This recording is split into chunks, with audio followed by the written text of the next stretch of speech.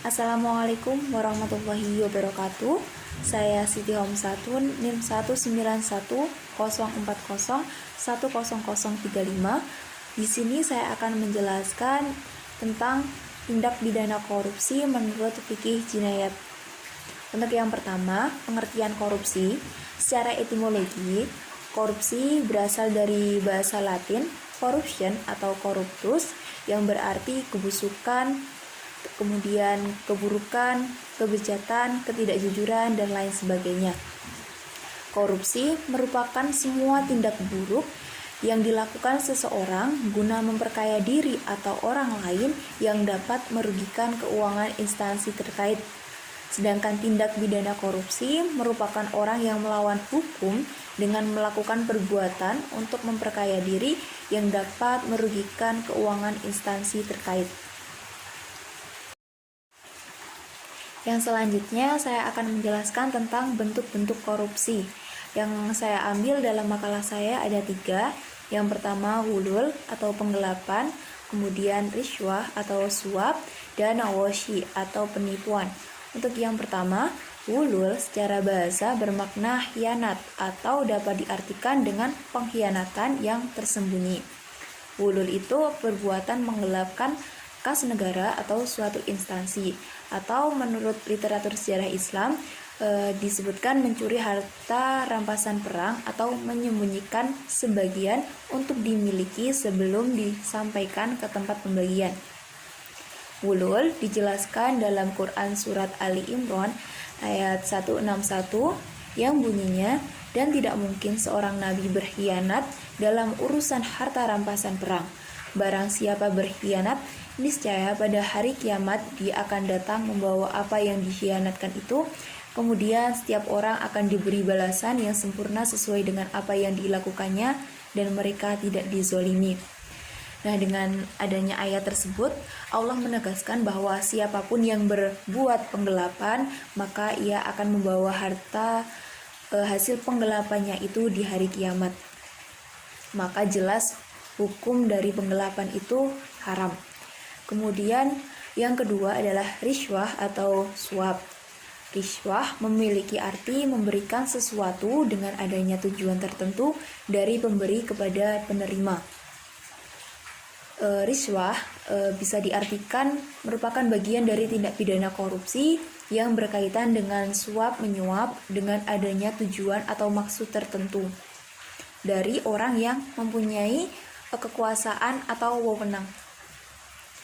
Dijelaskan pula dalam sebuah hadis Imam Ahmad yang artinya dari Abu Hurairah radhiyallahu an berkata, Rasulullah shallallahu alaihi wasallam bersabda, Allah Subhanahu wa taala melaknat penyuap dan yang disuap. Kemudian yang ketiga adalah washi atau penipuan. Istilah washi dalam bisnis merupakan penyembunyian cacat barang dan mencampurkan dengan barang-barang baik dengan yang jelek. Jadi yang baik sama yang jelek itu dicampur.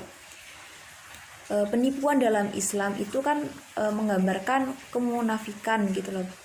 Setiap tindak pidana korupsi pasti terdapat unsur penipuan. Jadi penipuan ini tidak bisa dipisahkan dari tindak pidana korupsi.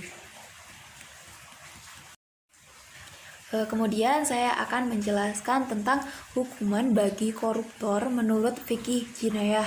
Tapi sebelumnya saya akan menjelaskan tentang tujuan adanya hukuman. Tujuan ditetapkan hukum syariat itu kan disebut dengan maqasidus syariah. Itu ada 5.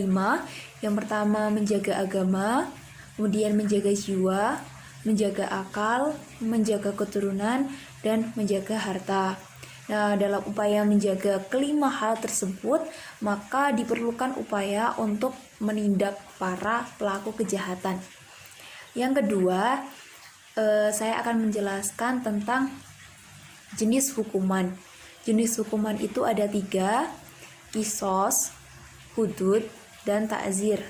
Kalau hukum kisos itu tindak pidana yang menyakiti atau melukai tubuh seseorang sehingga hukumannya harus sepadan. Misalkan menghilangkan nyawa diganti dengan menghilangkan nyawa. biasanya hukum kisos itu dilakukan dengan cara dipancung kalau di Arab Saudi. Kemudian yang kedua, hudud itu merupakan ketentuan pasti hukuman yang ditetapkan dalam syariat. Misalnya pada had zina, qadzaf, minuman keras, mencuri, judi, dan lain sebagainya. Dan yang ketiga ada hukum takzir, itu hukuman di luar kisos dan di luar hudud yang ditetapkan sesuai dengan ketetapan di pengadilan. Dan yang ketiga, saya akan menjelaskan hukuman untuk koruptor. Tindak pidana korupsi itu berbeda dengan tindak pidana pencurian. Kalau pencurian itu disahkan apabila barang yang diambil di luar dari penguasaan mencuri. Jadi itu bukan barang milik pribadi. Tapi kalau korupsi itu harta yang dikorupsi berada di bawah kekuasaannya. Korupsi bisa disamakan dengan gulul, sebagaimana disamakan dengan hilangnya harta rampasan perang.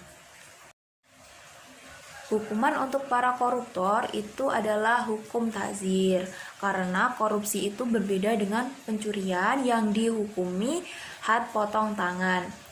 Hukuman takzir itu bisa lebih berat tergantung dengan tindakan yang dilakukan oleh si para koruptor. Bisa saja penerima hukum takzir ini menerima hukuman mati sehingga para pelaku korupsi menjadi jera. Baik, cukup sekian yang dapat saya sampaikan. Banyak kekurangan mohon dimaafkan. Saya akhiri, wabillahi taufiq wal hidayah. Wassalamualaikum warahmatullahi wabarakatuh.